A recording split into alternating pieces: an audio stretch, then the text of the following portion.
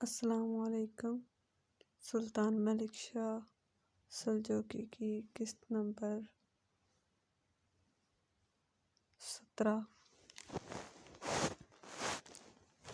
زوبا انطاکیہ میں اپنی خوابگاہ میں بیٹھی گہری سوچوں میں غرق تھی کہ کبھی وہ اپنے ہاتھ میں پھیرتی، کبھی دونوں ہاتھوں کو ملا کر چہرے پر پھیرتی، اور یہ ساری حرکتیں اس کی پریشانی اور ذہنی دباؤ کی ظاہر کرتی ہیں۔ پھر سر کو جھٹکتے ہوئے وہ اپنی جگہ سے اٹھ کھڑی ہوتی، کمرے سے باہر نکل کر جب وہ مدور اور ستونوں والی غلام گردش میں آئی اور چند قدم آگے بڑھی تو سامنے کی طرف سے غریاد آتی دکھائی دی۔ غریاد کو دیکھتے ہی زوبا اپنی جگہ رک گئی۔ غریاد جب اس کے قریب آئی تب انتہائی پریشانی اور فکر مندی میں اسے مخاطب کرتے ہوئے زوبا بول اٹھی، بہن، کب تک ہم اس جہنم سے نکلیں گے؟ تم گزشتہ کئی روز سے مجھے ٹال رہی ہو۔ آج ہم نشاپور کی طرف روانہ ہوتے ہیں، کل ہوتے ہیں، لیکن ہماری روانگی میں تو دن گزر گئے ہیں اور اب بھی یہاں سے روانہ ہونے کے دور دور تک کوئی آثار نہیں۔ دیکھو بہن، مجھے ٹالنے کی کوشش نہ کرو، اصل وجہ بتاؤ کیا ہے؟ کیا ہم یہاں سے نہیں جا رہے؟ اس سلسلے میں جب میں بابا سے بات کرتی ہوں وہ بھی تمہاری طرح کہہ دیتے ہیں۔ اماں سے پوچھتی ہوں تو ان کا جواب بھی وہی ہوتا ہے جو تم اور ابا دیتے ہو۔ جب میں اپنے بھائی سے بات کرتی ہوں تو وہ کہتے ہیں کہ بابا جیسے کریں گے وہی فیصلہ ہے۔ مجھے کم از کم حقیقت سے تو آگاہ کرو کہ معاملہ کیا ہے، تاکہ میں کم از کم ذہنی دباؤ میں نہ رہوں اور اپنے آپ کو مطمئن اور آسودہ رکھنے کی تو کوشش کروں۔ غریاد آگے بڑی، بڑے پیارے سے انداز میں اس نے زوبا کو اپنے ساتھ لٹا لیا۔ کچھ کہنا چاہتی تھی کہ علیحدہ ہوتے ہی زوبا بول پڑی، اب پھر مجھے ٹالنے کی کوشش نہ کرنا۔ اگر امیر ارسلان ہمارے نشاپور کی حویلی میں قیام کرنے پر رضامند نہیں تو تب بھی مجھے بتا دو۔ اگر وہ ایسا چاہتے ہیں تب بھی نشاپور ضرور جاؤں گی۔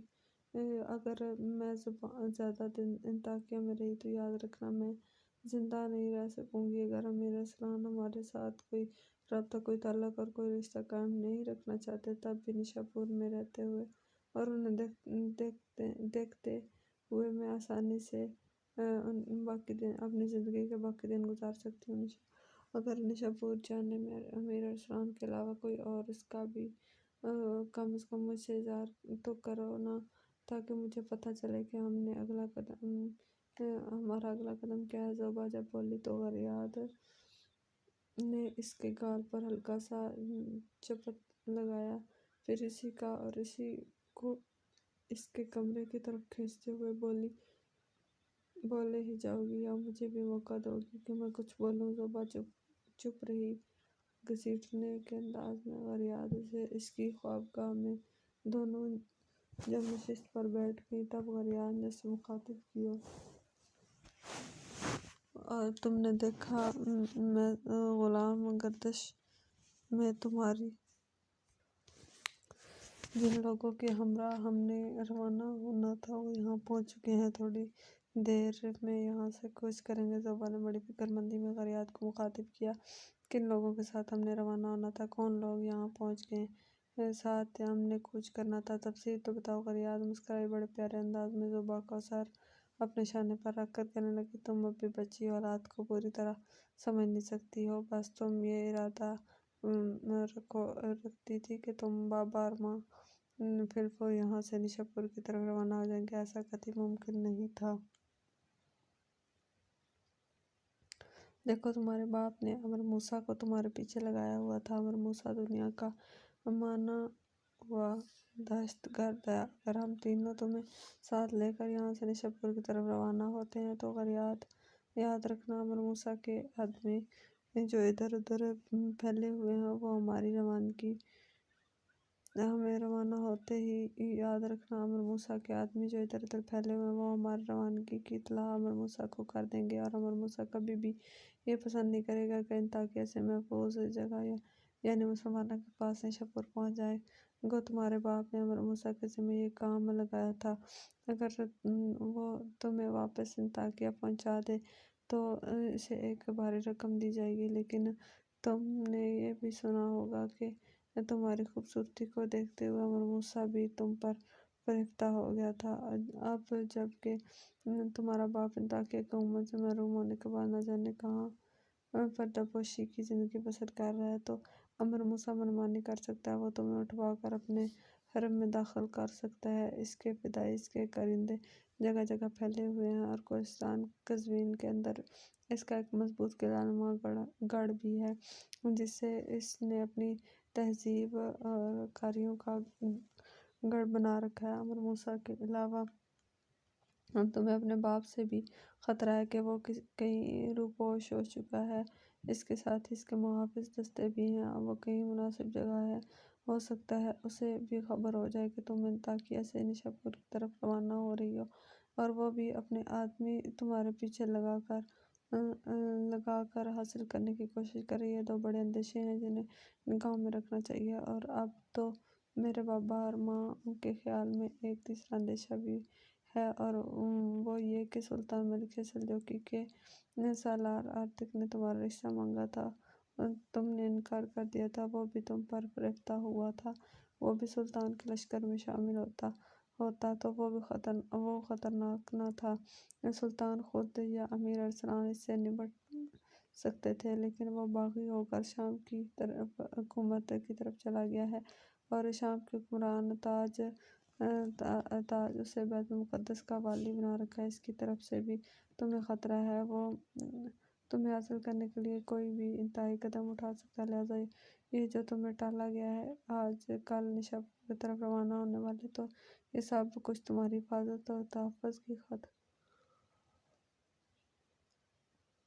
کیا گیا ہے۔ دراصل معاملہ یہ ہے کہ بائلیکس نے اپنے کچھ جاننے والے قاصد سلطان کی طرف روانہ کیے تھے اور انہیں صورتحال سے آگاہ کیا تھا کہ میں، تم، بابا اور ماں انطاکیہ قیام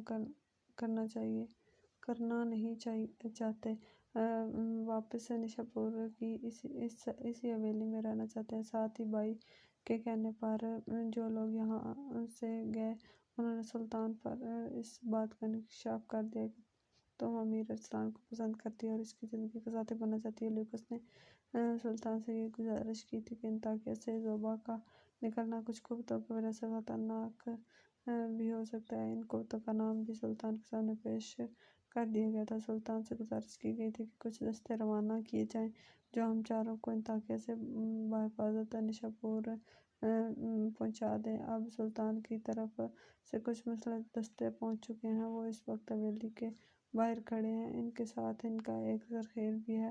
سلطان کی طرف سے وہ پیغام لے کر آئے ہیں کہ ہم چاروں نشاپور نہ جائیں بلکہ سلطان کے لشکر کا رخ کریں، اور اب محافظ دستے آئے ہیں اور وہ ہم چاروں کو اپنے سلطان کے لشکر میں لے جائیں گے۔ سلطان جب اپنی مہمات سے فارغ ہوں گے تب ان کے ساتھ ہم بحفاظت نشاپور جائیں گے۔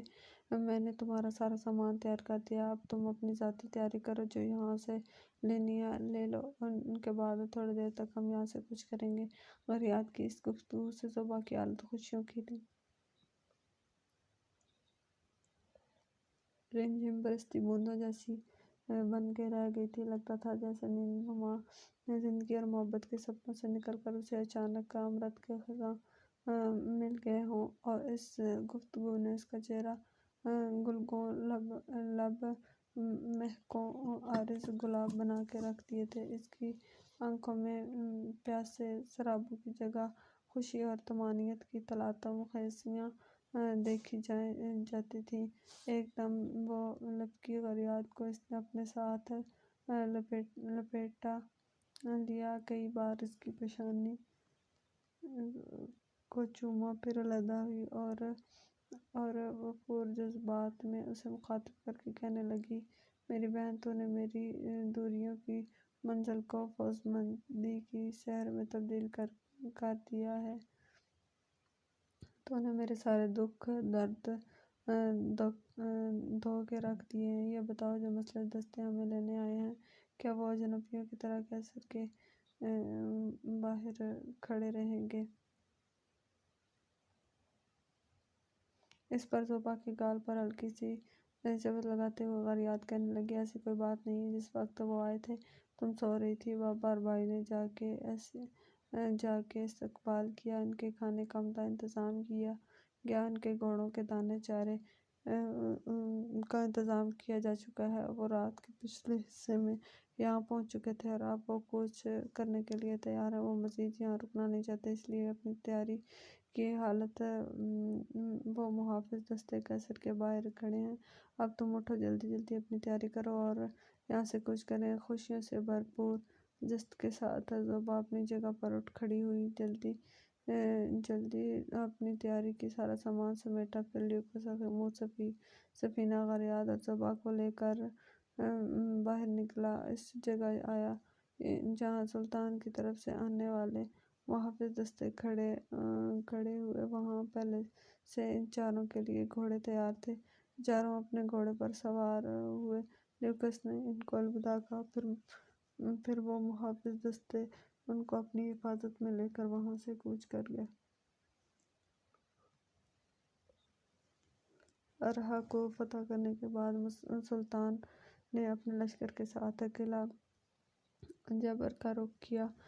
جبر حکمران بنو کشیر کا ایک نابینا شخص جعفر تھا۔ وہ انتہائی شریر، تباہ اور بے رحم انسان تھا۔ اس کے دو بیٹے تھے جو اپنے باپ سے بھی کہیں بڑھ کر بد باطن ہونے کے ساتھ ساتھ رہزنی کے پیشے کو اپنائے ہوئے تھے۔ دن رات مسافروں کو لوٹنا ان کا قد پسند تھا۔ اس کے علاوہ کشیر و قلعہ جبر کے نواح میں بستیوں اور قصبوں پر حملہ آور ہوتے رہتے تھے اور ان کا مال لوٹ لیتے، جبر نام کے اس قلعے میں جمع کرتے رہتے تھے۔ یوں جعفر کے دونوں بیٹوں سالار نے آس پاس کے مسلمان علاقوں کے ناک میں دم کر رکھا تھا۔ یہ ساری کارروائیاں جعفر اس لیے کرتا تھا کہ وہ جابر نام کے اپنے قلعے کو ناقابل تسخیر خیال کرتا تھا۔ قلعے کی دو فصیلیں تھیں، ایک اندر دوسری باہر، دونوں بڑے بڑے مضبوط بنے ہوئے تھے، ان کے اندر دونوں بڑے بڑے پتھروں سے بنی ہوئی تھیں اور عام فصیلوں سے کافی اونچی تھیں۔ اور پھر نابینا جبر اور اس کے بیٹے سالار جنگ کا وسیع تجربہ رکھتے تھے۔ فصیلوں کے اوپر انہوں نے جگہ جگہ بڑے مضبوط اور مستحکم بڑے بڑے پتھر رکھے ہوئے تھے۔ ان برجوں کے اندر ہمہ وقت محافظ مستعد رہتے تھے۔ احتیاط کے طور پر فصیلوں کے اوپر حملہ آوروں کا مقابلہ کرنے کے لیے پتھروں کے ڈھیر لگے رہتے تھے۔ ساتھ ہی فصیلوں کے اوپر پانی گرم کرنے اور حملہ آوروں پر آگ کے انگارے پھینکنے کا اہتمام کر رکھا تھا۔ سلطان جب جابر نام کے اس قلعے کے نواح میں پہنچا تو لوگوں نے سلطان جعفر، اس کے بیٹوں، اس کے سالاروں کے مظالم کی داستانیں بیان کی، جس کو سلطان تھرا اٹھا اور پہلے کی نسبت وہ جعفر کے خلاف زیادہ غضبناک ہو گیا تھا۔ قلعے کے باہر ایک سمت سلطان نے اپنے لشکر کو پڑاؤ کرنے کا حکم دیا۔ سلطان کے ساتھ جھگڑوں میں پیوست وہ برج بھی لے کر آیا تھا، جن کے ذریعے ارہا شہر کے فصیلہ لشکریوں کو چڑھا کر اپنی فتح کو یقینی بنایا تھا۔ ایک رات لشکریوں کو مکمل طور پر آرام کرنے کا موقع فراہم کیا گیا۔ لشکر کا ایک تاہم مستعد رکھا گیا تاکہ قلعے سے نکل کر کوئی شب خون مارنے میں کامیاب نہ ہو۔ روز مغرب کی نماز کے بعد سارے سالاروں کو سلطان نے اپنے خیمے میں طلب کیا۔ سارے سالار وہاں آ گئے۔ تب انہیں مخاطب کرتے ہوئے سلطان نے کہنا شروع کیا، رفیقان من، یہاں آتے ہی گزشتہ شب میں نے کچھ مخبروں کے ذمے یہ کہا تھا کہ وہ قلعہ جابر کے استحکام کا جائزہ لیں۔ جو کچھ انہوں نے مجھے بتایا کہ اس کے مطابق صورتحال یہ ہے کہ صورتحال یہ ہے کہ جابر کی دو فصیلیں ہیں، دونوں کے درمیان اتنا فاصلہ ہے کہ فصیل سے پھیلا کر دوسری تک نہیں جایا جا سکتا، اور کئی جگہوں پر مضبوط اور مستحکم پل دونوں فصیلوں کو ملایا گیا تاکہ قلعہ کی حفاظت کرنے والے لشکر کی ضرورت کے وقت ایک فصیل سے دوسری فصیل کی طرف حرکت کر سکے۔ مجھ پر یہ بھی انکشاف کیا گیا کہ دونوں فصیلیں خاصی چوڑی ہیں، اتنی چوڑی ان پر 2 گھوڑوں کا چھکڑا دوڑا سکتا ہے۔ دونوں فصیلوں پر مستحکم اور انتہائی مضبوط اور مستحکم بنے ہوئے ہیں۔ ان کے اندر رہتے ہوئے بہترین انداز میں محافظ شہر کی حفاظت کا انتظام کر سکتے ہیں۔ میرے عزیز، ایک بات یاد رکھنا، میں سمجھتا ہوں ارہا کی نسبت ہمیں یہاں زیادہ سخت اور تکلیف دہ مزاحمت کا سامنا کرنا پڑے گا۔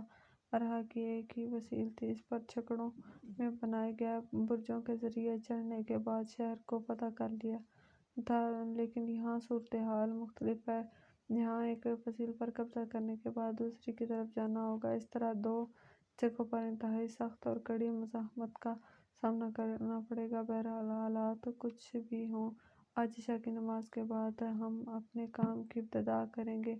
جو برج ہم نے ارہا کی تصویر کے لیے استعمال کیے تھے وہ یہاں بھی حرکت میں لائیں گے اور فصیل کے قریب لے جا کر وہی طائلہ عمل اپنائیں گے جو ہم نے ارہا میں اپنایا تھا۔ اس میں تبدیلی یہ کرنا چاہتا ہوں کہ ارہا میں فصیل کے اوپر کی مطلع ارسلان اور برق چڑھے تھے، لیکن یہاں میں یہ چاہوں گا کہ بدران بھی ان کے ساتھ دے۔ چاروں اپنے اپنے حصے کے لشکر کو لے کر چھکڑوں کے برجوں کے ذریعے فصیل پر چڑھ جائیں۔ کی مطلع برق اور فصیل کے دائیں جانب کا رخ کریں، ارسلان اور بدران بائیں جانب ہو لیں۔ اس طرح میرے خیال میں 2 سالاروں کے ساتھ جو ان کے لشکر ہوں گے تو ہمیں فصیل کے اوپر مزاحمت کم کرنا پڑے گی۔ اگر دوسری فصیل کی طرف سے بھی محافظ ان کی طرف بڑھتے ہیں تو یہ بآسانی اپنا دفاع کرنے کے ساتھ ساتھ ان کو پیچھے دھکیلنے میں بھی کامیاب ہو جائیں گے۔ میں اپنے حصے کے لشکر کے ساتھ شہر پناہ کے سامنے رہوں گا۔ کی مطلع ارسلان، بدران اور برق، تم چاروں کی زیادہ سے زیادہ کوشش یہ ہونی چاہیے کہ شہر کی فصیل کے اوپر مزاحمت کم رہے۔ جب تم دیکھو کہ تم لوگوں نے کس قدر قلعہ کے محافظوں کا زور توڑ دیا ہے، تب ایک کام کو اپنی نگاہ میں ہی رکھنا، شہر کی جو بیرونی فصیل ہے اس کا دروازہ ارسلان اور بدران کھولنے کی کوشش کریں گے۔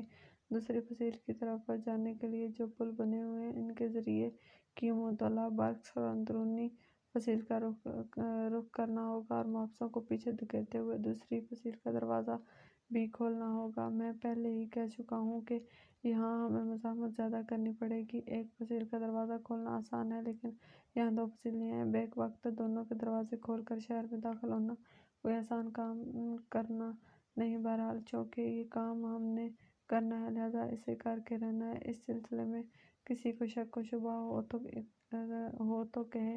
سلطان بخش سلجوقی کی اس گفتگو کے جواب میں سارے سالار خاموش رہے، جس کا مطلب سلطان نے یہ اخذ کیا کہ سب کو تجویز سے اتفاق ہے۔ اس طرح خوشی کا اظہار کرتے ہوئے سلطان کہنے لگا، میرے عزیزو، اگر تم لوگوں نے چپ اختیار کرتے ہوئے میری تجویز سے اتفاق کیا ہے تو پھر اٹھو، خود بھی کھانا کھاؤ اور لشکریوں کے کھانے کا بھی اہتمام کرو۔ عشاء کی نماز ادا کرنے کے بعد ہم اپنے کام کی ابتدا کریں گے۔ اس کے ساتھ ہی سلطان اپنے سالاروں کے ساتھ خیمے سے نکل گیا تھا۔ مقررہ وقت پر ان چھکڑوں کو حرکت میں لایا گیا جن کے اندر برج نصب تھے۔ وہ برج تھے جنہیں استعمال کرتے ہوئے ارہا شہر کو فتح کیا گیا تھا۔ فرق صرف یہ تھا کہ ارہا کے شہر کی فصیل قدرے نیچے تھی اور برج اس سے بلند ہو گئے تھے، لیکن یہاں معاملہ دوسرا، یہاں فصیل اونچی تھی اور برج اس سے قدرے نیچے رہ گئے تھے۔ تاہم سارے برجوں برجوں جب فصیل کے قریب لایا گیا اور برجوں کے اندر جو سیڑھیاں تھیں ان کے ذریعے جب کی مطالعہ ارسلان بدران اور بکس نے اپنے لشکریوں کے ساتھ حرکت میں آتے ہوئے فصیل پر چڑھنے کی کوشش کی تو ایک حیرت انگیز انقلاب رونما ہوا۔ فصیل کے برجوں کے اندر سے اچانک فصیل کے محافظ نکلے۔ ان کے نکلنے کا انداز بھی بڑا عجیب و غریب اور خوب تھا۔ جس وقت وہ برجوں سے نکلے تھے تو ارہا شہر کی طرف سلطان نے جو فصیل کے قریب دمدمے بنا کر ان کی اوٹ میں اپنے تیر انداز بٹھائے ہوئے تھے، ان تیر اندازوں نے بہترین انداز میں ان پر تیر اندازی بھی کی، لیکن ان کی تیر اندازی ان پر کوئی اثر نہ کیا، اس لیے کہ تین آدمی اکٹھے برجوں سے نکلتے تھے۔ جو فصیل کی سمت ہوتا تھا اس نے اپنے آپ کو اس قدر لمبی آہنی ڈھال کی اوٹ میں لے رکھا ہوا تھا کہ سلطان کے لشکریوں کی طرف برسائے جانے والے تیر ان ڈھالوں سے ٹکرا کر بے اثر ہو جاتے، اور جس شخص نے ڈھال پکڑی ہوئی تھی ان کی اوٹ میں دو دو مزید آدمی برجوں سے نکلتے تھے۔ ان میں سے ایک کے پاس فوراً آگ پکڑنے والا تیل ہوتا تھا، دوسرے کے پاس جلتے ہوئے انگارے تھے، اور ایسے لوگوں نے بار بار برجوں سے نکل کر مسلمانوں کے جھگڑوں پر بنائے ہوئے برجوں پر بالفور آگ پکڑنے والا تیل اور انگارے پھینکنے شروع کر دیے تھے، جس کا نتیجہ یہ نکلا کہ ان سارے برجوں کو آگ لگ گئی جو جھگڑوں پر بنائے گئے تھے، اور جو تیر اندازی مسلمانوں کی طرف سے کی گئی تھی، اس تیر اندازی کا بھی کوئی خاص اثر فصیل کے محافظوں پر نہ ہوا تھا، اور وہ محفوظ رہے تھے۔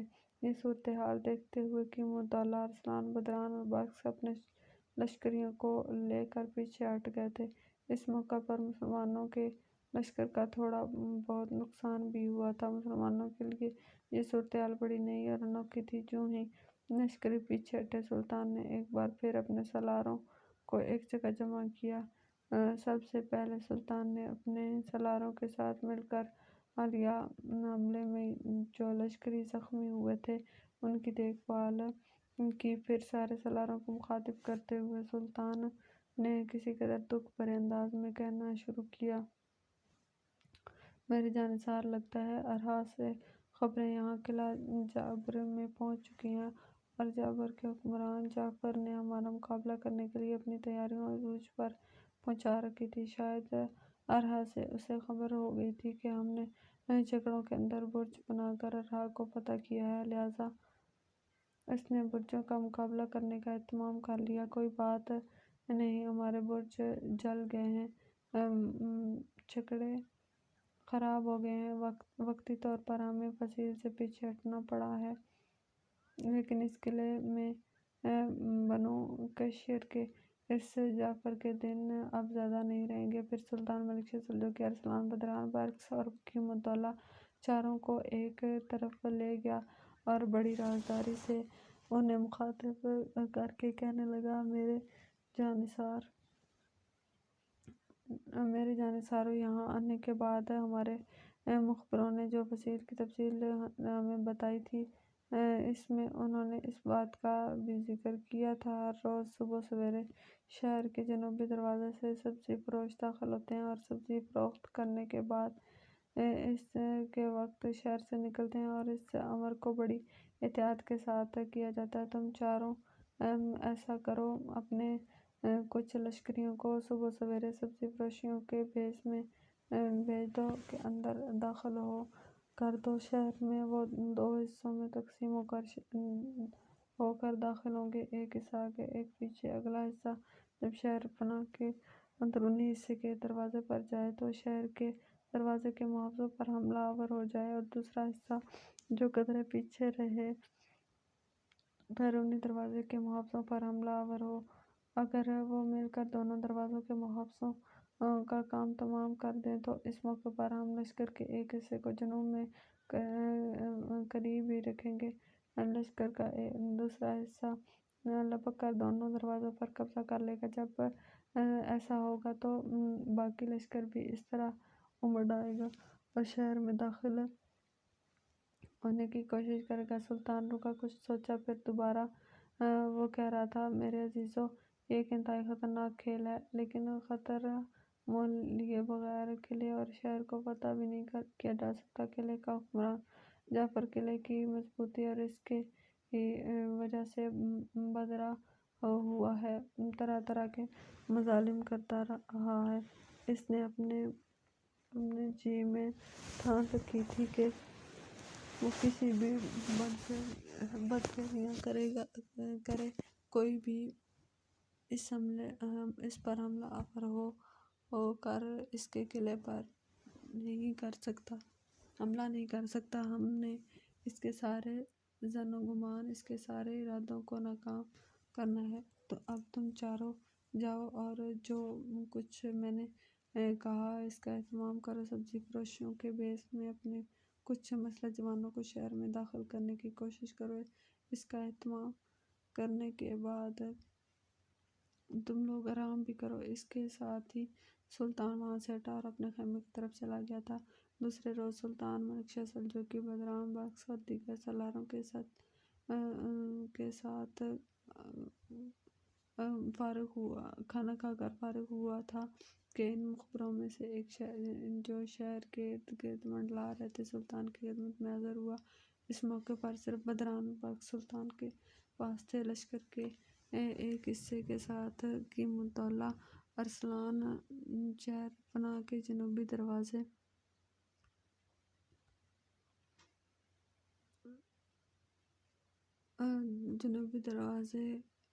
کی طرف گئے تھے۔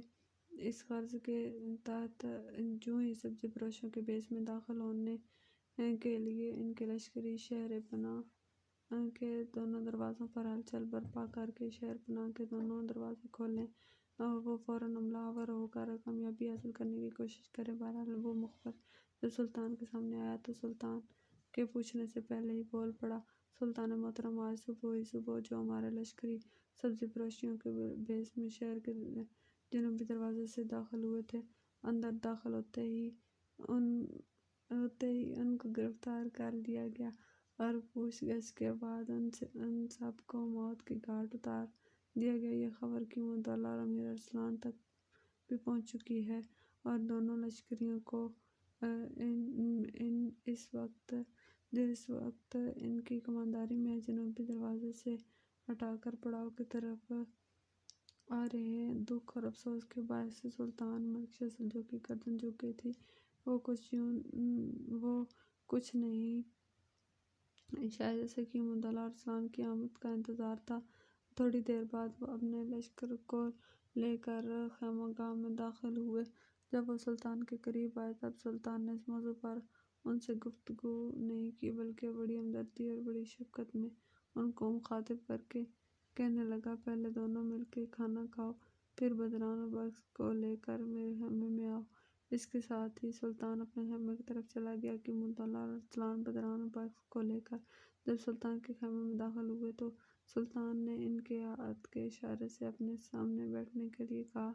اس موقع پر سلطان گہری سوچوں میں غرق تھا۔ جب وہ بیٹھ گئے تب سلطان نے انہیں مخاطب کیا، عزیزان من، ہمارے 2 حملے شہر پر ناکام ہو چکے ہیں۔ آج جو جوان سبزی فروشوں کے بیس میں شہر میں داخل ہوئے تھے، مجھے ان کے مرنے کا انتہا درجے کا دکھ ہے اور افسوس ہے۔ اس موقع پر میں معاملہ تمہارے سامنے پیش کرتا ہوں۔ گو شہر کو فتح کرنے اور اس کو آخری ضرب لگانے کے لیے بھی میرے ذہن میں ایک تجویز ہے، لیکن پہلے تم آپس میں صلاح مشورہ کرو، اس کے بعد تجویزوں پر صلاح مشورہ کریں گے، جو آسان ہوگی اسی کو اپنائیں گے۔ سلطان کے کہنے پر قیمت الدولہ ارسلان بدران بخش تھوڑی دیر کے لیے صلاح مشورہ کرتے رہے۔ پھر قیمت الدولہ اپنے تینوں ساتھیوں کی نمائندگی کرتے ہوئے سلطان کر کے کہہ رہا تھا، سلطان محترم، ہم چاروں ایک لائحہ عمل پر متفق ہوئے ہیں اور مجھے امید ہے ہم اس لائحہ عمل کو اپناتے ہوئے شہر پر حملہ آور ہوں تو کامیابی حاصل ہو سکتی ہے۔ سلطان محترم، برجوں والے حملے بھی ناکام ہو چکے ہیں، سبزی فروشوں والے بھی۔ جو ہمارے جوان شہر میں داخل ہوئے ہیں وہ بھی مارے جا چکے ہیں۔ اس کا مطلب ہے کہ قلعہ جابر کے حکمران جعفر کے مخبر ہمارے لشکر کے اندر یا آس پاس منڈلاتے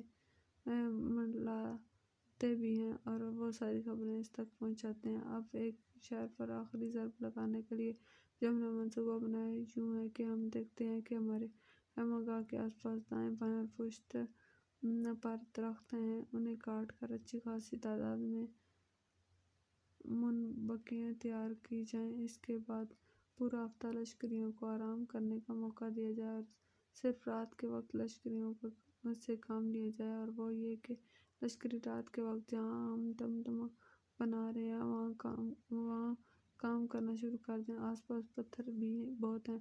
جب منبقیں تیار ہو جائیں پتھروں کو استعمال کرتے ہوئے شہر پر سنگ باری کی جائے اور شہد کی دونوں فصیلیں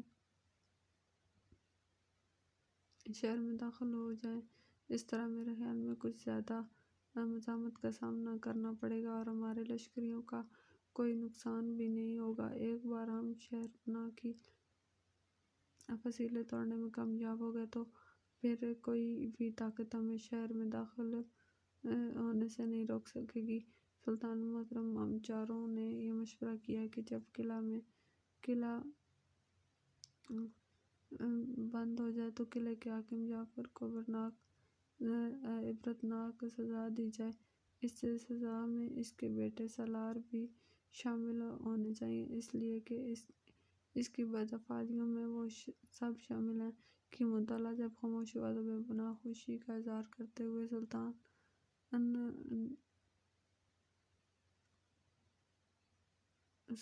نے اظہار کیا، تم نے جو فیصلہ کیا ہے اس سے مجھے ایک قسم کا اطمینان اور یکسوئی ہے کہ میں نے بھی شہر پر حملہ آور ہونے کے لیے منبنیق تیار کرنے کی تجویز سوچی تھی۔ بہرحال اللہ کا شکر ہے کہ ہم سب ایک معاملے پر متفق ہوئے ہیں۔ اب ایسا کرو، ایک رات لشکریوں کو مکمل طور پر آرام کرنے کا حکم دو، باری باری لشکر کے کچھ حصے مستعد رکھو تاکہ رات کے وقت کوئی ہم پر شب خون نہ مارے۔ اس کے بعد دن کے وقت تو جنگل سے لکڑیاں کاٹ لی جائیں اور رات کے وقت منبقیں تیار کی جائیں۔ رات کے وقت ہی لشکر کا ایک حصہ متعین کیا جائے اور اس حصے کے لشکری ارد گرد سے پتھر لا کر اس طرح ڈھیر کر دیں کہ شہر پناہ کے محافظ سمجھیں ہم شہر پر نئے سرے سے حملہ آور ہونے کے لیے دمدمے بنا رہے ہیں۔ جب اس کام کی تکمیل ہو جائے گی تو پھر شہر پر سنگ باری کرتے ہوئے حملوں کی ابتدا کی جائے گی۔ مجھے امید ہے کہ ایسا کرنے کے بعد بہت جلد یہ قلعہ ہمارے سامنے سرنگوں ہوگا۔ اس کے ساتھ ہی سلطان نے چاروں سالاروں کو اٹھ کر آرام کرنے کا مشورہ دیا تھا اور وہ چاروں سلطان کے خیمے سے نکل گئے تھے۔ السلام علیکم۔ سلطان ملک شاہ سلجوقی کی قسط نمبر 17 زوبا انطاکیہ میں اپنی خوابگاہ میں بیٹھی گہری سوچوں میں غرق تھی کہ کبھی وہ اپنے ہاتھ میں پھیرتی، کبھی دونوں ہاتھوں کو ملا کر چہرے پر پھیرتی اور